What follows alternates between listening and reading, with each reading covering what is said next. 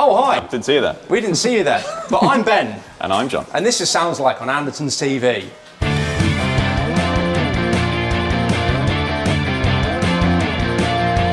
Today, we are sounding like Trivium. As best we can, anyway. Yeah, we're not going to do a good job. We're going to have a go. So, I'm going to be Matt Heafy today. You're going to be... Corey Bellew. Yeah. Bellew? I'm going to call him Bellew like Tony Bellew. I'm going to be a long-haired boy. Yeah, doing leads. I'm going to do all the rhythm stuff. I got the easy job today. Yeah, although Matt does do his fair share of Yeah, that's not putting Matt down, to be fair. He's a very good guitarist. Player. But I've got kind of a simple rig, I think. Yeah. You're going to have a more complicated time. I think, yeah, this is actually going to be a pretty tough one for us to do because they switch between 7 and 6 string for a lot of their stuff, and it's quite essential in Corey Bellew's rig that he uses a Floyd for a lot of the lead stuff as well. This has been tough to rack our brains. Do we go down the 7 string road, or can we get better guitars for the budget 6 string that are going to suit this more? So I think we start with my rig first. Yeah. I kind of know exactly what I want. Corey's been a Jackson artist for God knows how long now. I've never seen him use anything else. Exactly, I literally haven't. And he uses, I think he's got his own signature seam wood-uncan blackouts now. So I'm going to want something high output, preferably active if we can. Yep. And scouting about the store earlier, I did see something that I know is going to fit the job perfectly. In the fender end or not? Yeah, in the fender end. So we're going to go straight to Jacksonville, and there she is. I saw this earlier walking about the store. I knew this would be exactly what I wanted. So this is a Jackson Rhodes in satin battleship grey. Love that. A very appropriate title. So not only does it look the part, but more importantly, it has got the seam wood-uncan blackouts, and it's only literally this year that he's released his signature set. So every other Trivium recording has pretty much been done with just a standard set of blackouts. So this is going to be absolutely spot on. Got Floyd? Got Floyd as well on it. It is eating into the budget a little bit, £700, but I'm going to take a fair gamble on this one. I think you're going to need playability as well, so it's worth spending a bit more. Exactly. Any push-pull? No. Nope, just nothing. Active fix, just 3-way. He spends a lot of his time on the bridge pickup anyway, so Floyd Rose Special, it's absolutely spot on. I don't need to say much more on this. This is... Job's done, all right, go ahead. Jobs are good. See you later. We're off. So that is my guitar sorted. Amp-wise, again, I've watched like all of Matt's YouTube stuff for years. I think for a while they used to use Kemper Live. They're back on amps now. They've switched between, I know they use like the PV Joe Satriani, like the old school head for a lot of the stuff. I didn't know that, right? Yeah, I think they use that on the Sin and the Sentence or something like that. It's basically, I know they're using the 5150 Stealths now. That's going to be way out of budget for us. So, and again, they have used Marshalls in the past as well for sort of like back in the Ascendancy days and the Crusade. So this is difficult. So I've obviously eaten a lot of my budget up there anyway. It's got to sound good and it's going to be high gain. Yep. I don't necessarily want to go down the digital route. Orange for me isn't going to be the right gain structure in terms of the actual amp units themselves. Yeah, you want the aggressive American thing, don't you? Exactly. Yeah. There's nothing up here that's really going to cut it in terms of, again, it's just all out of budget up here. We're just too poor. We're just too poor with our £1,500 budget. Marshall could be a shout. The DSL, I know it's been used in a lot of old school Andertons videos. Used it a few times recently, so I'm going to probably gravitate away from it. This little bad boy can pack a punch. So this is the Soldano, they're essentially their solid state mini version of the SLO. Yeah. And I'm thinking in terms of that 5150 / Marshall thing, going to be absolutely perfect for it. Yeah. I know it's solid state, but these actually, I know they did a whole series with these with like Freeman and Bogner and I think Diesel, there was one as well. It's very light. So weirdly light. I'm actually more than happy to take a pretty hard gamble on this, and it is absolutely adorable. Oh. Look at it. Oh. Isn't that adorable? It's almost as adorable as Oz, but you can't see Oz right now. Also has a crunch setting on it as well, so I know there's a lot of clean stuff like Until the World Goes Cold. And although on the recording it's pretty crystal clear, live it is actually a little bit more gainy, but very, very pushed crunch. So for the grand price of £249... barely anything, isn't it? It's 30 watts as well, so it's still packing a fair punch. I'm going to go with that. Yeah. I am going to need a cheap 112 to go with it, and I think on this occasion, I'm probably going to get crucified because I love orange amps, but the PPC 112 is like £250, £260, and it has got an actual Celestion Vintage 30 in it. Speaker's a speaker. Speaker's a speaker, that's what we're focusing on here. So we've got those back in the rock section there. I'm going to go with the PPC 112 because I think if I am subsidising on the quality a little bit on the head, I want the speaker to be able to sort of make up for it a little bit as well. Okay. We are going to need effects here. Trivium are massive into the whole stacking overdrive in front of the amps. Right. They've used Maxons and everything. I could go Tube Screamer Mini because, again, I'm fair into the budget here. So I think I'm probably going to gravitate towards our budget friends in Tone City. Yep. Over there and go with, I think it's the Kaffir Lime. Yeah, Kaffir Lime, yeah. Tube Screamer. In the intro of Until the World Goes Cold, there's a phaser on it as well. Phase is going to be key for me. If I'm going Tone City with one, I might as well go with the other. I think the Summer Orange is going to be my cheapest option. Great little phaser that. I have used the Landlord phaser before. It didn't in another video, it didn't quite give me what I wanted from it, so I think we'll go Tone City on that front, and then I need a cheap analog delay for a bit of lead stuff as well. I've used the Taproom for a load of stuff, and to be honest, it's just a phenomenal pedal.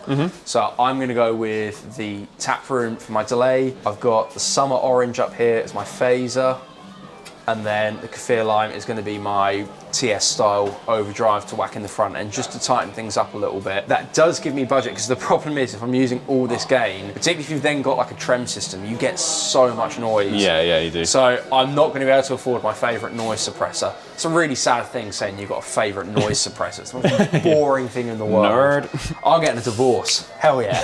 I know Landlord don't do one. Tone City don't do one. There's the Moa Noise Killer. I think that's probably going to fall in budget. That grey boy. At this point, I think it's worth me probably just taking a gamble on it, and yeah, it's worst case scenario, I don't use it, but I think it's not going to harm. Nah, go for it. It's going to do something having it in there. I'm pretty sold on my rig. I think mine's going to be. I don't know if that's going to be picked up, but that was the saddest sound ever. I'm going to go with the Rhodes with the blackouts in it, the Soldano, the Mini Head, PPC 112, Kaffir Lime, Summer Orange, Taproom. The entirety of this cabinet. The entirety. I want the entire cabinet. The one thing we haven't spoken about, actually, the drop pedal. The hero of the modern. Because if not, we're going to get in the video room and have a really bad time. So yeah, I'm going to have one of these as well. Yeah. Your new modern day hero. This is going to be the new DSL Boss Katana, whatever you want, but we're going to get into nerd territory here. But if you're playing on a 7-string, so they play in, it's A sharp standard essentially. Yep. What you've actually got is essentially E flat with a low A sharp on it. Yep. So we can actually get away with having the guitar set in E flat, because then that gives us flexibility to go down to C sharp for like Strife and in waves. And then go -5. And then all we need to do is just go -5, Yeah. or 4 or 5, tune up back to standard. Got you. Yeah. For the lower stuff, you can then just have the drop on, and then lead stuff, you just take it off, and you're in the right tuning, and it feels easy, pretty good. So adding the drop into that completes my rig. I think it's over to Mr. Heafy. Okay, so Matt, me, is going to go back to the metal place. In terms of guitar then, I'm going to splash out a bit. I haven't got as much of a complicated rig as you, Ben, so he's got a signature Epiphone, it's worth mentioning as well, but that is like around the £1,000 mark, so I think that pretty much eats into budget, and I think, again, like actually having some decent high gain amp is really important here. I think is that because it has the Fishmans in it. I think it might be why. Because he's got his own signature Fishmans, so I'm looking. He's used EMGs. Yeah, something active. Active, that's what we need. And I'm thinking kind of 500 to 550 range, so Schecter, yeah, that's a strong shout. The Matt Damon. Damon! Again, it's not a Matt Heafy kind of shape, but sounds like. No, looks I think it's important. Like active pickups give particularly for this kind of music, a really specific sound. It's a lovely board on that as well. It actually feels great as well. So it's a shame that we haven't got any of the Epiphone Prophecies in, because those were Fishman load, and they'd have been absolutely on the money for this. But peace of mind. That's probably what I'm going to go for. We're going for that. We're going for the Schecter Matt Damon 6-string. 519. Basically, 2/3 of the budget. Yeah. On some sort of high gain. I might go digital. I might go. I'm probably going to go digital. You are digital, John. Digital John. Yeah. Do you know what? I'm going to live up to that. I'm going to go digital. Because again, we're going to need something 5150, and yeah. I mean, these have all got their 5150 flavors, but I'm going to switch it up a bit. I'm actually just going to momentarily put this down. I'm going to go this way. And we have used the GP200 for a few videos already, to be fair. There are multiple options in terms of what I could go for here, but... Are you thinking like going like almost like pedal amp? That's exactly, yeah. So what caught my eye is this striking Anti from Universal Brand Audio. new. Brand spanking. And it's basically the high gain one. Yeah, it is literally based off because I did the video for it, it is literally a block letter 5150. Which is exactly the sound that Trivium use. Has got built-in overdrive and a built-in noise gate as well, so you're already cutting out half the pedal Yeah, stuff so there. I don't need to add a tube screamer. I will need to add a drop. I'm pretty much set on that. I'm going to go for a very red rig at this point. It's very red, actually. And the drop. And I need a speaker to play it out of, which is kind of important. You can go obviously direct with You this, can, but yeah. We need some dBs here. So the good old Laney FR 112. I have one of these, and it is literally just like, it makes your digital rig louder, which is exactly all I need. So that, the Schecter Matt Damon, the drop, and the Anti by Universal Audio. That's what it's just called now. yeah. Sound. So, yeah, I think that's a pretty solid rig. I'm a little nervous about mine because I know how massive that's going to sound with the Anti in there, but hey, that's the beauty of doing this. So So we're in the same band, there's no competition here. yeah, I think it's back to the video room. My knees hurt, I can't do that.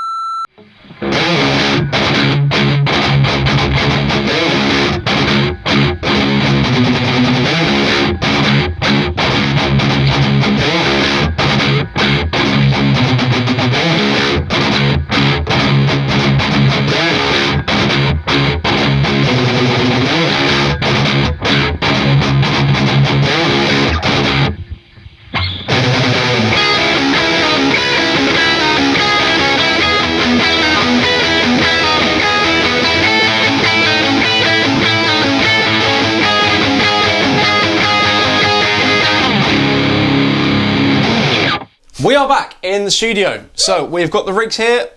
We've Everything's been all in. ready to go. So, John, do you want to talk through yours first? Sure. Mr. Heafy. So, as Matt Heafy, I've gone for a very simple rig, really. Starting on the guitar, got the Schecter Matt Damon signature. Feels great. Like, again, very, very fast. I don't need it to be because I'm mostly just doing chugs and stuff, but very streamlined. It feels like quite a big scale length, actually. So it's good for the kind of drop stuff, especially. I think these are 10s, and we're in drop C sharp, incidentally. So on the floor, I do have a drop as well, but I'm only using this just to take it a bit further. So currently in drop C sharp, that takes it to, I think, drop A sharp. So nice and easy, saves having a 7 string that we were talking about earlier. Yeah. And it's just cheap and really easy. And you can have, I don't know, flipping 9 string if you want. Or however low they go, but tons of scope with that. Next to that, we then have the real king of this rig, the Anti by Universal Audio. So this does come with an app. I haven't done that in this just to keep it simple. You know, you don't need the app. It's a nice bonus, but really it's like a kind of 5150 style high gain American sound in a nice little red box. Very red rig, this one. It is, isn't it? I've dialed it in. You can see here we've got a CA V30. That's just like an American V30 style cab. With the amp, that's that kind of PV style on the lead channel, because we need all that gain. It's got a good crunch and rhythm, but it's just not high gain enough, really. We've got an overdrive built into this, which is kind of nifty, so you can access that by flicking that to Alt, and then it does all the controls and brackets. So you can see here we've got an overdrive tone, and overdrive level. So that's a really nice little feature to have that in this pedal, and most of the players using this, like myself, as Matt Heafy, are often going to be running something like a tube screamer in the front end. So that's really easy to have that in there. And all that's happening is that's going kind of DI in. We do have this Laney just for a bit of stuff in the room. You're not hearing it in the room, you're hearing it DI'd out the back of this, just as you would coming out of this. But you know, if you wanted to gig it, you need a speaker, obviously. So, or you don't have to have a speaker, but you need something to have it come out of. And it's nice having a bit of low end. And to be honest, I'm kind of glad we did this because you can really get a sense of how much kind of push is in that. Like, it doesn't sound thin. No, like, it doesn't. You've got like an actual amp and cab setup there, and this definitely, you know, holds its own. So really nice little rig. I'm dead happy, to be honest. Yeah.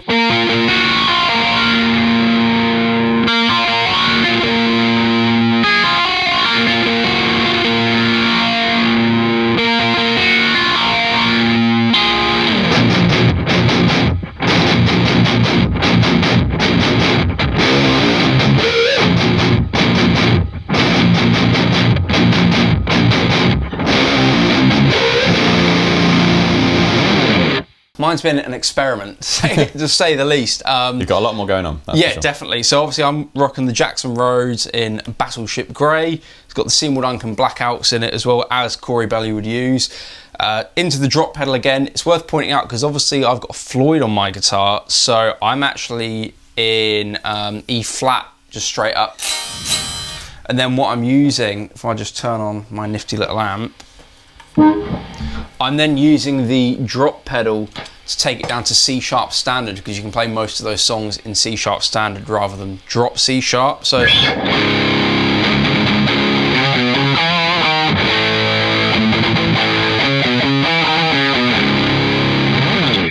just helps with the Floyd there again. Yeah. So when I need to go down to the A sharp stuff, I can just knock it down a bit again, and I've got it.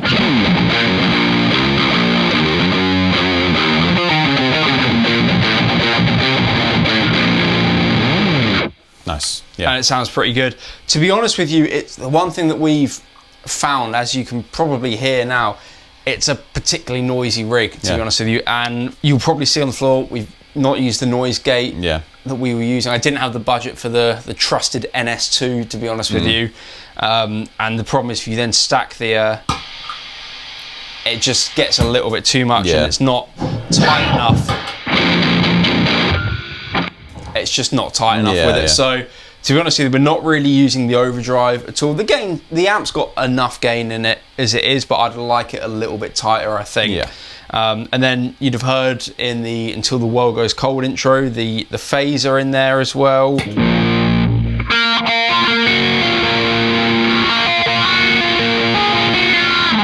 Not a great amount of depth on it, again, just to add colour more than anything. Yeah, a bit of interest. And then the tap room on the Heart From Your Hate intro.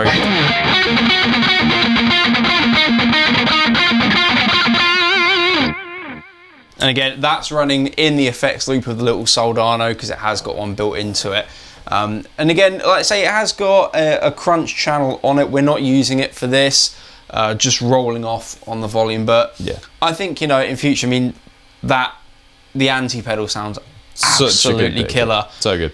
You know, so I think budget permitting wise, it'd have probably been a sensible thing to have maybe gone for that. But, you know, you in the comments might think different. So do let us know what you think. Yeah.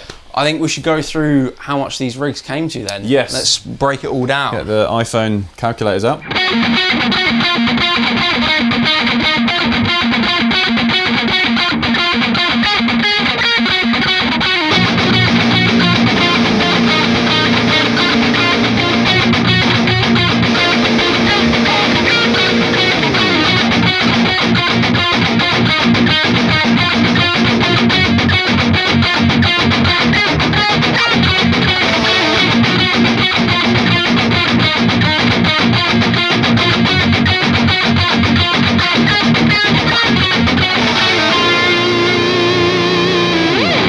The Schecter Matt Damon 6 aged black satin is £519. The Laney is £429. The Digitech Drop is £129. And finally, the real king of the rig, the Anti by Universal Audio, is £379, which is hilariously cheap, actually, for how good it sounds. It sounds like an EQ'd amp. That's how I'm kind of hearing it. It sounds like a processed amp in a good way. Yeah. Like, it sounds like a mastered guitar sound, which I really like. Yeah, what about yours? Yeah, sorry, I didn't even tell you the full price. Yeah. What about yours? So mine is 1,456. So I've got some change there just to feel good about myself. You have. I've pushed things a little closer. So obviously I've got the orange PPC 112, trusted 112 with vintage 30, which is 249. My pointy Battleship guitar comes in at 699, so the higher end of things there. Drop pedal 129. My overdrive is 45, but again, we're not using that anyway, so I could have.